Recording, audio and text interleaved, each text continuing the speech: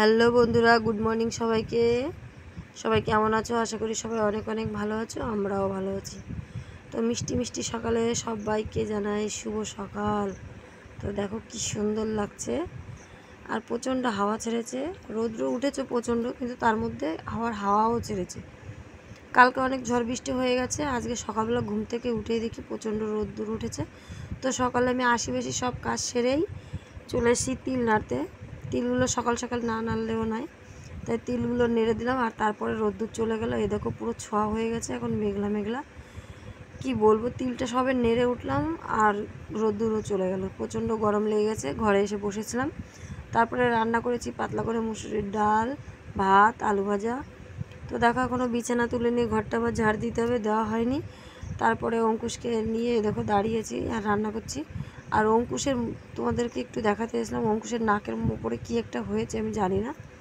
আর অঙ্কুশ পুরো এখন হাঁটতে পারে, দেখো হাঁটতে হাঁটতে আজকে দোকানের পেছনে চলে এসেছিলো। সকাল সকাল একটা বিপদ হয়ে যাচ্ছিলো। তারপরে অঙ্কুশকে ঘরে এনে রেখে জিতুকে রেডি করিয়ে এই দেখুন জিতুকে ভাত খাইয়ে এখন পাঠাবো স্কুলে। ওর আজকে স্কুলে কি একটা মানে জানি না সঠিক আমি, তো ওই স্কুলে যেতে বলেছে, তো ওর জন্য স্কুলে যাবে।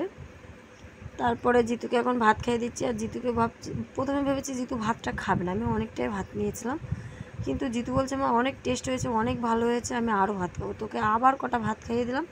তারপরে জিতুকে খাইয়ে দেই, স্কুলে পাঠিয়ে আমি ভাত খেয়েছি, বর্মশাই ভাত খেয়ে দোকানে গিয়েছে। তারপরে যে এটা থালা বাসন ছিল সেইগুলো মাজতে বসেছি। আর এরকম কাজ করি আর অঙ্কুশকে আমি ছেড়ে রেখে দিই, আর ও সারাক্ষণ আমার পেছন পেছন ঘুরে আর এরকম আকাম করে। দেখো প্রথমে দুটো সাবানের বাটি ফেললো, গায়ে মাখা সাবানটা ফেললো, এদিকে আর কি কী ছিল খোসাগুলো সব ফেলে দিল। তারপরে ওই পাশ দিয়ে ঘুরে কুকুরকে তাড়িয়ে এসে হিসু করে দিল। তারপরে দেখো এখন কলপার ধরে বসে আছে, আর আমি থালা বাসন ধুচ্ছি, ওই এটা জল নিয়ে দেখো কী করছে।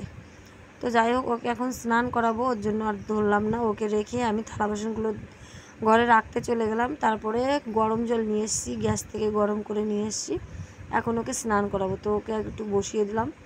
তারপর দেখো জল গরমের মধ্যে ঠান্ডা জল মিশিয়ে ওকে জলের মধ্যে রেখে এখন স্নান করাবো। তো দেখো জল পাইলে কী করে ও। তো যাই হোক, ওকে স্নান করানো হয়ে গেল। তারপরে দেখো তিলগুলো এখনও হালকা হালকা রোদ্দুর আছে, আজকে বোধহয় হবে না। তো যাই হোক, তারপরে 12টার দিকে প্রচণ্ড রোদ্দুর উঠেছিল, ওই রোদ্রে আবার তিলগুলো একটু উল্টে দিচ্ছিলাম। তিলগুলো উল্টে না দিলে হবে না। আর ওইদিকে আমার বর্মশাই বসে আছে, বর্মশাইয়ের সঙ্গে কথা বলছিলাম যে তুমিও আসো, আমি একা মিলবো। ও বলছে তুমি মিলে দাও, আমি আসছি। তো আমরা দুজনে মিলে ভাগে যোগে কাজ করি। কিন্তু বন্ধুরা কী বলবো, আমি বিয়ের আগে না এরকম কোনো কাজ করিনি।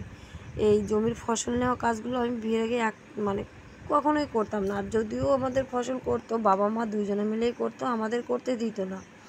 শ্বশুরবাড়িতে এসে আমার শ্বশুর শাশুড়ি দুজনেই নেই, কিন্তু আমার শ্বশুরবাড়িতে জমি আছে। তো আমার বর জমি করে, এখন বাড়িতে ফসল আসলে তো করতে হবে। আগে করতাম না আমি, আমাকে মানা করতো।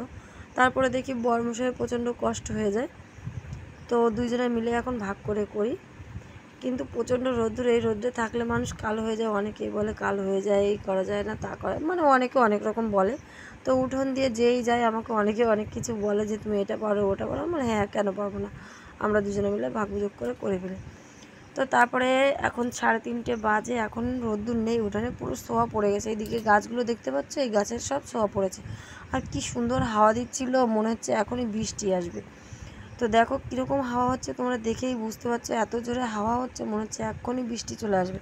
সত্যি সত্যি যেন বৃষ্টি চলে এসেছিলো। তার জন্য আমরা খুব তাড়াতাড়ি করে তিলগুলো নিচ্ছিলাম। তো আমি সব তিলগুলো সুন্দর করে পিটিয়ে পিটিয়ে ঝেড়ে দিচ্ছিলাম বর্মশাইয়ের। তারপরে বললাম তুমি তাড়াতাড়ি এখানে সব ভুড় দিয়ে দাও। আর কিছুতেই কিছু ধরে রাখা যাচ্ছে না, এত হাওয়া ছেড়েছে। ভাবছি যে তিলগুলো সব ভিজে না যায়। 2-1 ফুট বৃষ্টিও পড়ছিল, তারপরে হঠাৎ আবার মেঘটা চলে গেল। আর অঙ্কুশের কী অবস্থা হয়েছে দেখতেই পেলে। আর তিল নেওয়ার পরে দেখো পুরো ভিজে আমি পুরো স্নান করে গেছি, গরমে আর ভালো লাগছে না। আর অঙ্কুশটারও আজকে অবস্থাটা খুবই খারাপ, দেখো কী অবস্থা, আমাদের সঙ্গে ওরাও ওরকম করছে। তো বন্ধুরা, আজকের মতো এই ভিডিওটা বাই, তোমরা সবাই ভালো থেকো।